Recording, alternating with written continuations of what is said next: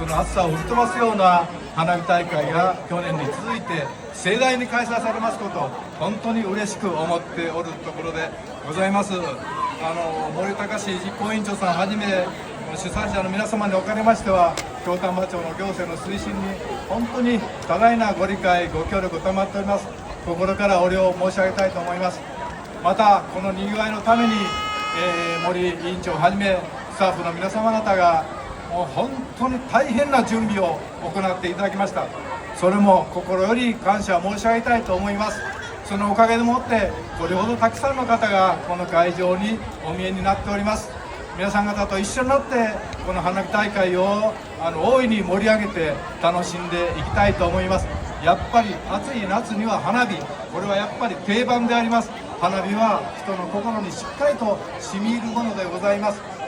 今日の花火を見て京丹波町の夢と希望を天空高く上げていただけたら本当に嬉しく思っております。皆さん今日は楽しみましょう。はい、どうもありがとうございました。京丹波町長の畠中元一様でございました。では続きまして衆議院議員の北上